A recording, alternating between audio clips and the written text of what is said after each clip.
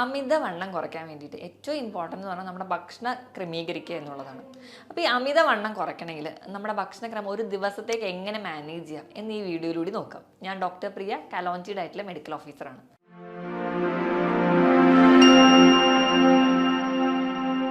അമിതവണ്ണം എന്ന് പറഞ്ഞാൽ നമ്മുടെ ശരീരത്തിന് വേണ്ട വണ്ണത്തിലും അധികമാകുമ്പോഴാണ് പറയുക. അപ്പോൾ നമ്മുടെ ശരീരത്തിന് വേണ്ട വണ്ണം എത്രയാണെന്ന് അറിയാൻ വേണ്ടി നമ്മുടെ പൊക്കം വെച്ചിട്ടാണ് നമ്മളത് കമ്പയർ ചെയ്യുക. അപ്പോൾ ഒരാൾക്ക് ഉള്ള പൊക്കം എന്ന് പറഞ്ഞാൽ 164 സെൻറ്റിമീറ്റർ ആണ് നിങ്ങളുടെ ഉയരമെങ്കിൽ നമ്മൾ അതിൽ നിന്ന് 100 കുറയ്ക്കുക, 64 കിലോ. അതായത് ഒരു 63-64 കിലോയിലാണ് നമ്മുടെ ബോഡി വെയിറ്റ് ഐഡിയലായിട്ട് നിർത്തുക. ഈ ഒരു ശരീരഭാരം നിലനിർത്തുകയാണെങ്കിൽ ഒരു പരിധി വരെ നമുക്ക് ഉണ്ടാകുന്ന പല ജീവിതശൈലി രോഗങ്ങളെ നമുക്ക് ഓവർകം ചെയ്യാം, അല്ലെങ്കിൽ നമുക്ക് ഭാവിയിൽ ഇത് വരുന്നത് തന്നെ തടയാൻ പറ്റും. ഇത് അണ്ടർ വെയിറ്റ് ആയാലും നമുക്ക് ചില രോഗങ്ങൾ ഉണ്ടാവാൻ ചാൻസ് ഉണ്ട്. അപ്പം അണ്ടർ വെയിറ്റും ആവരുത്, ഓവർ വെയിറ്റും ആവരുത്, എപ്പോഴും ഐഡിയൽ വെയിറ്റ് ആയിട്ട് തന്നെ കീപ്പ് ചെയ്യണം. അപ്പോൾ ഈ ശരീരഭാരം അധികമുള്ളവർക്ക് അവരുടെ ബോഡി വെയിറ്റ് കുറയ്ക്കാൻ വേണ്ടി ഏറ്റവും ആദ്യം തന്നെ അവരുടെ ലൈഫ് സ്റ്റൈലിൽ ഉണ്ടാകുന്ന ചേഞ്ചസ് ആണ് നമ്മൾ ചെയ്യേണ്ടത്. അപ്പോൾ ലൈഫ് സ്റ്റൈലിൽ വരുത്തുന്ന ചേഞ്ചസിലോട്ട് ആദ്യം വരുമ്പോൾ നമ്മുടെ ഭക്ഷണക്രമമാണ് നമ്മൾ ആദ്യം നോക്കേണ്ടത്. അപ്പോൾ നമ്മളൊരു ഡെയിലി ബേസിസിൽ നമ്മൾ എങ്ങനെയൊക്കെയാണ് ഭക്ഷണം ചിട്ടയോടുകൂടി കഴിക്കേണ്ടത് നോക്കാം. അപ്പോൾ ഏറ്റവും ഒന്നാമതായി പറയുകയാണെങ്കിൽ നമ്മൾ ഭക്ഷണം കഴിക്കുന്നത് നമ്മുടെ ആ ഒരു ക്വാണ്ടിറ്റിയും ക്വാളിറ്റിയും ഒക്കെ ഉണ്ടോ എന്ന് ഉറപ്പുവരുത്തുക. നോർമലി നമ്മൾ 3 നേരമാണ് ഭക്ഷണം കഴിക്കുക, രാവിലെ, ഉച്ചയ്ക്ക്, അല്ലെങ്കിൽ രാത്രിത്തെ ഡിന്നറിന്.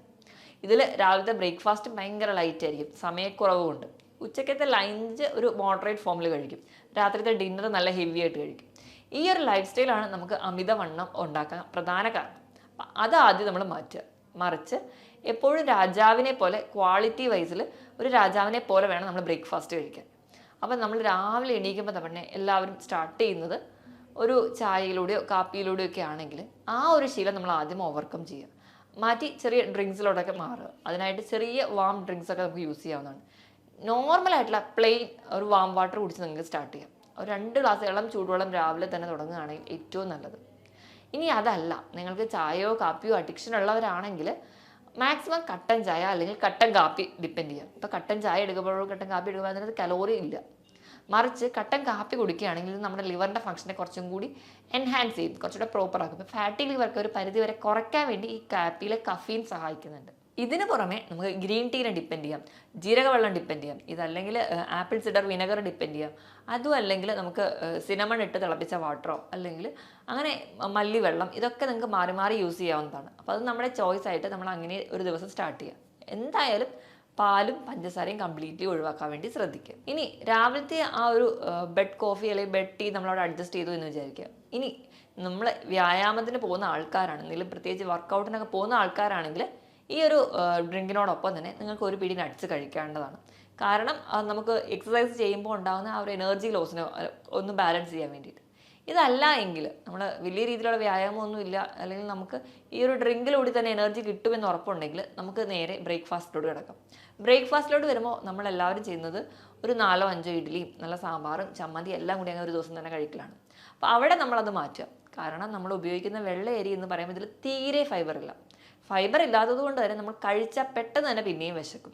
അപ്പോൾ അതിന് മറിച്ചിട്ട് നമുക്ക് വേണമെങ്കിൽ അവിടെ മില്ലറ്റ്സ് യൂസ് ചെയ്യാം. മില്ലറ്റ്സ് എന്ന് പറയുമ്പോൾ റാഗിയുടെ ദോശ, 2 റാഗിയുടെ ദോശ നമ്മൾ എടുക്കാം. അല്ലെങ്കിൽ റാഗിയുടെ പുട്ട്, ഒരു ചെറിയ പീസ് റാഗിയുടെ പുട്ട് നമുക്ക് എടുക്കാവുന്നതാണ്. ഇതുമല്ലെങ്കിൽ നമുക്ക് ഗോതമ്പ് എടുക്കാം. ഗോതമ്പ് ദോശ അല്ലെങ്കിൽ ചപ്പാത്തി എന്തെങ്കിലും എടുക്കാം. അത് 1-2 എങ്കിലും. മാക്സിമം നമ്മൾ ഗോതമ്പ് തിരഞ്ഞെടുക്കുമ്പോൾ ആട്ട് ഉപയോഗിക്കാതെ ഗോതമ്പ് തന്നെ ഡിപ്പെൻഡ് ചെയ്യുക. കാരണം ഗോതമ്പിലാകുമ്പോൾ ധാരാളം ഫൈബേഴ്സ് ഉണ്ടാവും. ആട്ടയാകുമ്പോൾ അത് പോളിഷ്ഡാണ്, അതിൽ തീരെ നാരടങ്ങിയിട്ടുണ്ടാവില്ല. അപ്പോൾ ഈ ഒരു രീതിയിലായിരിക്കണം നമ്മുടെ ബ്രേക്ക്ഫാസ്റ്റ്. ഇനി ഇതിൻ്റെ കൂടെ കിട്ടുന്ന കറി അതെപ്പോഴും പ്രോട്ടീൻ റിച്ച് ആയിരിക്കണം. ഇപ്പോൾ ഈ ഒരു ദോശ, റാഗി ദോശയോടൊപ്പം നിങ്ങൾക്ക് ഓംലെറ്റ് കഴിക്കാം. ഓംലെറ്റ് ആകുമ്പം അവിടെ ഉള്ളി എന്ന ഫൈബറോട് ചെല്ലുന്ന സമയത്ത് നമുക്കൊരു ബാലൻസ്ഡ് ഫോമിലോട്ട് പ്രോട്ടീനും ഫൈബറും കാർബൺ ചെല്ലുന്നുണ്ട്.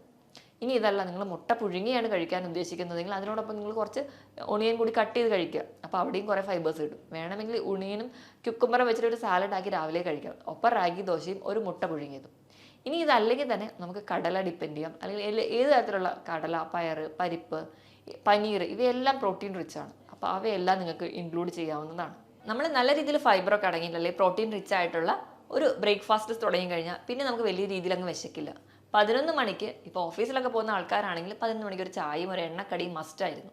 അപ്പോൾ അതാണ് നമ്മൾ അവിടെ ആദ്യം മാറ്റേണ്ടത്. അപ്പോൾ അവിടെ നമുക്ക് ഈ പറഞ്ഞ പോലെ ആദ്യത്തെ ആ ഒരു ബെഡ് കോഫിയോ അല്ലെങ്കിൽ ബെഡ് ടീയോ മാറ്റിയ പോലെ തന്നെ നമുക്ക് ഇവിടെയും ഒരു ഡ്രിങ്കിലൂടെ മാറ്റാം. അതിനായിട്ട് നമുക്ക് ഗ്രീൻ ടീ ഡിപ്പെൻഡ് ചെയ്യാം. ഇപ്പോൾ ഈ ഗ്രീൻ ടീയിലൊക്കെ നമ്മുടെ ഫാറ്റ് ഡെപ്പോസിഷൻ അല്ലെങ്കിൽ ഫാറ്റ് മെറ്റബോളിസം നടക്കുന്ന ഒരുപാട് പോളിഫിനോൾസ് അടങ്ങിയിട്ടുണ്ട്. അപ്പോൾ അതുകൊണ്ട് നമുക്ക് ഗ്രീൻ ടീ നല്ലൊരു ഓപ്ഷനാണ്. ഇപ്പോൾ ഗ്രീൻ ടീനോടൊപ്പം തന്നെ നട്ട്സ് വേണമെങ്കിൽ നമുക്ക് അവിടെ കഴിക്കാം, അല്ലെങ്കിൽ ഗ്രീൻ ടീയോടൊപ്പം ഒരു റോബസ്റ്റ പഴം നിങ്ങൾക്ക് ഡിപ്പെൻഡ് ചെയ്യാം. ഗ്രീൻ ടീയോടൊപ്പം തന്നെ ഒരു പേരയ്ക്ക നിങ്ങൾക്ക് കഴിക്കാവുന്നതാണ്. നമ്മുടെ സീസണൽ ആയിട്ടുള്ള എന്തെങ്കിലും ഒരു പഴവർഗ്ഗം, ഗ്ലൈസീമിക് ഇൻഡെക്സ് കുറഞ്ഞിട്ടുള്ള ഫ്രൂട്ട്സ് ഡിപ്പെൻഡ് ചെയ്യാവുന്നതാണ്. ഇനി ഇപ്പോൾ ഗ്രീൻ ടീ തന്നെ ആയിക്കോണമെന്നില്ല, ഒരു ഗ്ലാസ് മോരും വെള്ളം ആയാലും മതി, അവിടെ കുറച്ചുകൂടെ കലോറി കൂടുതലാണ്. അപ്പോൾ അത് ഡിപ്പെൻഡ് ചെയ്യാവുന്നതാണ്. ഇനി ഉച്ചക്കത്തെ ചോറിലേക്ക് വരുന്ന സമയത്ത് മാക്സിമം നമ്മൾ വെള്ളയരി ഉപയോഗിക്കാതിരിക്കുക, കുത്തരി എടുക്കുക. അത് ഒരു പിടി മാത്രം, നമ്മുടെ കൈപ്പിടിയിൽ കൊടുക്കുന്ന ഒരു പിടി മാത്രം നമ്മൾ ചോറെടുക്കാവുള്ളൂ. ഇപ്പോൾ ഒരളവ് വെച്ച് പറയുകയാണെങ്കിൽ നമ്മൾ ഒരു ഗ്ലാസ് എടുക്കുക, ഒരു 100 ഗ്രാം ചോറെടുക്കുക. അരിയല്ല, ചോറ് 100 ഗ്രാം വരെ മാക്സിമം നമുക്ക് ഉച്ചയ്ക്ക് എടുക്കാവുന്നതാണ്. ഇനി അതിനോടൊപ്പം തന്നെ കറികൾ എടുക്കുന്ന സമയത്ത് നിർബന്ധമായിട്ടും ഒരു അവിയൽ ഉണ്ടാക്കാൻ വേണ്ടി ശ്രദ്ധിക്കുക. കാരണം ഇതിൽ ധാരാളം പ്രോട്ടീൻസും ന്യൂട്രിയൻസും കിട്ടുന്ന ഒന്നാണ്. അപ്പോൾ അവിയൽ കിട്ടുന്നുണ്ട്.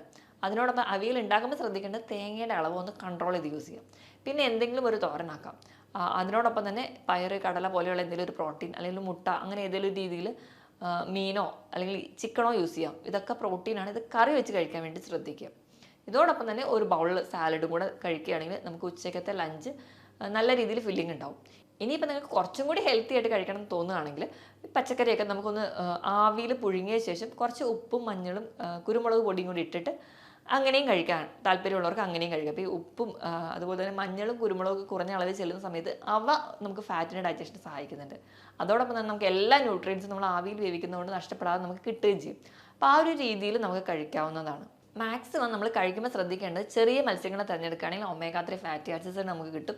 അതുവഴി നമുക്ക് ശരീരത്തിലെ ഇൻഫ്ലമേഷൻസ് കുറയ്ക്കാം. ഇനി റെഡ് മീറ്റ് കംപ്ലീറ്റ്ലി ഒഴിവാക്കുക, പകരം ചിക്കൻ നിങ്ങൾക്ക് യൂസ് ചെയ്യാവുന്നതാണ്. അത് കറി വെച്ച് തന്നെ യൂസ് ചെയ്യാൻ വേണ്ടി ശ്രദ്ധിക്കുക. ചിക്കൻ്റെ അളവ് എന്ന് പറഞ്ഞാൽ ഒരു ദിവസം 40 മുതൽ 50 ഗ്രാം വരെയൊക്കെ ചിക്കൻ നിങ്ങൾക്ക് അല്ലെങ്കിൽ മീൻ നിങ്ങൾക്ക് കഴിക്കാവുന്നതാണ്. ഇനി വൈകുന്നേരത്തെ ചായ കൂടി അതൊന്ന് മാറ്റിയിട്ട് ആ ഒരു ടൈമിൽ നമ്മൾ ഗ്രീൻ ടീയോ അല്ലെങ്കിൽ കട്ടൻ ചായ, കട്ടൻ കാപ്പിയോ നിങ്ങൾക്ക് യൂസ് ചെയ്യാവുന്നതാണ്. ഈ ഒരു ടൈമിൽ നിങ്ങൾക്ക് വേണമെങ്കിൽ ഒരു ചോളം അല്ലെങ്കിൽ കോണിൻ്റെ പീസ് ബോയിൽ ചെയ്തിട്ട് കഴിക്കാവുന്നതാണ്. അല്ലെങ്കിൽ നമുക്ക് ആ ഒരു ടൈമിൽ ഏതെങ്കിലും ഫ്രൂട്ടുകൾ ഡിപ്പെൻഡ് ചെയ്യാം. അല്ലെങ്കിൽ ആ ടൈമിൽ നിങ്ങൾ രാവിലെ ഒന്നും മുട്ട കഴിക്കാത്ത ആളാണെങ്കിൽ ആ ഒരു ടൈമിൽ ഒരു ബോയിൽഡ് എഗ്ഗ് കഴിക്കാം. ആ ഒരു രീതിയിലായിരിക്കണം ചായയുടെ ടൈമിൽ. ഇനി ഡിന്നറിൻ്റെ ടൈമിനോട് വരുമ്പോൾ 7 മണിക്ക് ഡിന്നർ ക്ലോസ് ചെയ്തിരിക്കണം. അപ്പോൾ 7 മണിക്ക് ഡിന്നർ ക്ലോസ് ചെയ്യുമ്പോൾ ആ ഒരു ടൈമിൽ നമ്മൾ നല്ല ഫില്ലിംഗ് ഉള്ള അല്ലെങ്കിൽ നല്ല റിച്ച് ആയിട്ടുള്ള ഫുഡ് വേണം തിരഞ്ഞെടുക്കാൻ. അപ്പോൾ അതിന് വേണ്ടിയിട്ട് നമ്മുടെ ഫൈബറും അതുപോലെ തന്നെ പ്രോട്ടീൻസും അടങ്ങിയിരിക്കണം. അപ്പോൾ അതിൻ്റെ ഒരു ഓപ്ഷൻ നമ്മൾ ഓട്സ് വേണമെങ്കിൽ ഡിപ്പെൻഡ് ചെയ്യാം. എപ്പോഴും ഓട്സ് തിരഞ്ഞെടുക്കുന്ന സമയത്ത് ഹോൾ ഗ്രെയിൻ ഓട്സ് അല്ലെങ്കിൽ സ്റ്റീൽ കട്ട് ഓട്സ് തന്നെ മേടിക്കുക. അത് കൂടുതൽ ഏറ്റവും ബെറ്റർ എന്ന് പറഞ്ഞു കഴിഞ്ഞാൽ അത് ഉപ്പുമാവാക്കിയോ അല്ലെങ്കിൽ പുട്ടാക്കിയോ കഴിക്കുന്നുണ്ട്. നമ്മൾ ബ്രേക്ക്ഫാസ്റ്റിന് എന്ത് കഴിച്ചോ അതിനെ റീപ്ലേസ് ചെയ്യുന്ന രീതിയിലായിരിക്കണം. ഇപ്പോൾ രാവിലെ നമ്മൾ ഹെൽത്തി ആയിട്ട് ഓട്സിൻ്റെ ഉപ്പുമാവാണ് കഴിച്ചതെങ്കിൽ രാത്രി നമുക്ക് 2 റാഗി ദോശ കഴിക്കാം. രാവിലെ നമ്മൾ ഗോതമ്പ് പുട്ടാണ് കഴിച്ചതെങ്കിൽ രാത്രി നമുക്ക് വേണമെങ്കിൽ ചപ്പാത്തി 1-2 അതിനോടൊപ്പം സാലഡ്സ് ആയിട്ട് കഴിക്കാം. അതിനോടൊപ്പം എന്തെങ്കിലും ഒരു പ്രോട്ടീൻ റിച്ച് ആയിട്ടുള്ള കറി കഴിച്ച് ബാലൻസ് ചെയ്യാം. ഇപ്പോൾ ഓട്സിൻ്റെയൊക്കെ ഉപ്പുമാവ് ഉണ്ടാക്കുന്ന സമയത്ത് അതിലെല്ലാ തരത്തിലുള്ള പച്ചക്കറികൾ ആഡ് ചെയ്യുക. ഒപ്പം കുറച്ച് ഗ്രീൻ പീസും കൂടി ആണെങ്കിൽ അതിൽ ഫൈബറും കിട്ടും, അതുപോലെ തന്നെ പ്രോട്ടീനും ഉണ്ട്, നമുക്ക് നല്ലൊരു ഫില്ലിംഗ് ആയിരിക്കും. അപ്പോൾ ഈ ഒരു രീതിയിൽ വേണം ഫുഡൊക്കെ കുക്ക് ചെയ്യാൻ. എപ്പോഴും ഹെൽത്തി ആയിരിക്കണം. ഓയിലിൻ്റെ അളവ് വളരെ കുറച്ചായിരിക്കണം. മറിച്ച് നമ്മൾ നല്ല റിച്ച് ആയിട്ടുള്ള ന്യൂട്രിയൻസും പ്രോട്ടീൻസും കിട്ടുന്ന രീതിയിൽ വേണം പാചകം ചെയ്യാൻ. എന്തായാലും വറുത്തതും പൊരിച്ചതുമായിട്ടുള്ള ഭക്ഷണങ്ങളാണെങ്കിൽ കംപ്ലീറ്റ്ലി ഒഴിവാക്കുക. മധുര പലഹാരങ്ങളും മധുര പാനീയങ്ങളും കംപ്ലീറ്റ്ലി ഒഴിവാക്കുക. കൂടുതൽ ഹെൽത്തി ബേസ്ഡ് ആയിട്ട് തന്നെ നമ്മുടെ ഡയറ്റ് കൊണ്ടുപോകാൻ നോക്കുക. ഇനിയിപ്പോൾ നമ്മൾ കലോറിയുടെ ബേസിൽ സംസാരിക്കുകയാണെങ്കിൽ നമ്മുടെ ബ്രേക്ക്ഫാസ്റ്റ് എന്ന് പറഞ്ഞാൽ 250 മുതൽ 300 വരെ ആയിരിക്കണം നമ്മുടെ ഒരു കലോറി എന്ന് പറഞ്ഞാൽ. അതുപോലെ തന്നെ നമ്മുടെ ഡിന്നറും ഒരു 250 മുതൽ 300 കലോറി വരെ നമുക്ക് സപ്ലൈ ചെയ്യാം. ഇനി ഉച്ചക്കത്തെ ലഞ്ച് കുറച്ചും കൂടി ഹെവി ആയിട്ടാണ് നമ്മൾ കഴിക്കുക. ഒരു 300 മുതൽ 350 കലോറി വരെ ഉച്ചക്കത്തെ ലഞ്ചിന് കൊടുക്കാം. ഇനി അതിനിടയിൽ വരുന്ന 2 സ്നാക്ക് ടൈമുകളുണ്ട്. ആ ഒരു ടൈം എന്ന് പറഞ്ഞാൽ 100 മുതൽ 150 കലോറി വരെ നമുക്ക് സപ്ലൈ ചെയ്യാം. അപ്പോൾ ഏകദേശം ടോട്ടൽ നോക്കുകയാണെങ്കിൽ ഒരു 1200 കലോറി നമ്മുടെ ഫുഡിലൂടെ കിട്ടുന്ന എനർജിയാണ്. ഇനി നമുക്ക് നമ്മൾ ദൈനംദിന പ്രവർത്തനത്തിന് വേണ്ട ഒരു എനർജി എന്ന് പറഞ്ഞു കഴിഞ്ഞാൽ ഒരു 1500 മുതൽ 1800 വരെ ആണെങ്കിൽ നമ്മൾ ഭക്ഷണത്തിലൂടെ സപ്ലൈ ചെയ്യുന്നത് വെറും 1200 കലോറി ആണെങ്കിൽ ഈസി ആയിട്ട് നമ്മുടെ ശരീരത്തിൽ സ്റ്റോർ ചെയ്ത ഫാറ്റൊക്കെ അവിടെ ബേൺ ചെയ്യും. മറിച്ച് നമ്മളിപ്പോൾ അധികം കലോറി കൊടുത്താൽ എപ്പോഴും ഒരു ഫാറ്റ് ഡെപ്പോസിഷൻ നടക്കുകയും വണ്ണം കൂടുകയുള്ളൂ. അപ്പോൾ ഈ പറഞ്ഞ രീതിയിൽ നമ്മളൊരു 1200 കലോറിയൊക്കെ നമ്മളൊരു ദിവസം എനർജി മാത്രമാണ് നമ്മൾ ഭക്ഷണത്തിലൂടെ സപ്ലൈ ചെയ്യുന്നതെങ്കിൽ നമുക്ക് ഈസി ആയിട്ട് അമിതവണ്ണവും കുടവയറും ഒക്കെ കുറയ്ക്കാൻ പറ്റും. അപ്പോൾ ഈ പറഞ്ഞതുപോലെ ആയിരിക്കണം നമ്മുടെ ഡയറ്റ് പ്ലാൻ സെറ്റ് ചെയ്യുക. എപ്പോഴും ഈ ഒരു ഡയറ്റ് പ്ലാൻ നമ്മൾ എത്ര ശ്രമിച്ചാലും നമ്മൾ തന്നെ ഉണ്ടാക്കുന്ന ഡയറ്റിൽ ഒരുപാട് ന്യൂട്രീഷണൽ ഡെഫിഷ്യൻസി വരാം. ചിലപ്പോൾ നമുക്കിത് സ്ട്രിക്റ്റ് ആയിട്ട് ഫോളോ ചെയ്യാൻ ബുദ്ധിമുട്ടായിരിക്കും. ഇങ്ങനത്തെ ഒരുപാട് പ്രശ്നങ്ങൾ നമ്മൾ ഫേസ് ചെയ്യുന്നുണ്ടാവും. അപ്പോൾ കൃത്യമായിട്ടൊരു ഡയറ്റ് എടുക്കാൻ നമ്മൾ വിചാരിച്ചിട്ടുണ്ടെങ്കിൽ എപ്പോഴും നമ്മുടെ ഐഡിയൽ വെയിറ്റ് എത്തിക്കാൻ വേണ്ടി നമ്മൾ നോക്കുന്ന സമയത്ത് എപ്പോഴും ഒരു ഡയറ്റീഷ്യൻ, അതോടൊപ്പം തന്നെ ഒരു ഡോക്ടറുടെ കൺസൾട്ടേഷൻ ഇമ്പോർട്ടൻ്റ് ആണ്. ഒരു ഡയറ്റ് എടുക്കുന്നതിന് മുമ്പ് ബാക്കി നമ്മുടെ വൈറ്റൽസ് ഒക്കെ നോർമൽ ആണോ, നമ്മൾ ഹെൽത്തി ആണോ എന്ന് ഉറപ്പ് വരുത്തിയ ശേഷം മാത്രം ഒരു ഡയറ്റ് എടുക്കാൻ വേണ്ടി പോവുക. ഡയറ്റിന് കൃത്യമായിട്ടൊരു ഡയറ്റീഷ്യനോ ന്യൂട്രീഷനിസ്റ്റിൻ്റെ സജഷൻസ് ചോദിക്കുക, കൃത്യമായിട്ട് തന്നെ ഡയറ്റ് ഫോളോ ചെയ്യാനും ശ്രമിക്കുക. ഒപ്പം ഒരു അര മുതൽ 3/4 മണിക്കൂർ വരെ കൃത്യമായ വ്യായാമം വേണം. ഇതോടൊപ്പം തന്നെ കൃത്യമായി നിങ്ങളുടെ ശരീരഭാരത്തിനനുസരിച്ച് വെള്ളം കുടിക്കുക. 25 കിലോയ്ക്ക് 1 ലിറ്റർ എന്ന കണക്കെ വെള്ളം കൂടി കുടിച്ചാൽ മാത്രമേ നമ്മുടെ ശരീരത്തിൽ ഉണ്ടാകുന്ന ടോക്സിൻസ് പുറത്തേക്ക് പുറന്തള്ളാനും സഹായിക്കുകയുള്ളൂ. ഞാൻ ഈ പറഞ്ഞ കാര്യത്തിൽ എന്തെങ്കിലും ഡൗട്ട് ഉണ്ടെങ്കിൽ താഴെ കാണുന്ന നമ്പറിൽ കോൺടാക്ട് ചെയ്യാം. മറ്റൊരു ഹെൽത്ത് ടോപ്പിക്കുമായിട്ട് വീണ്ടും കാണുന്നത് വരെ നന്ദി.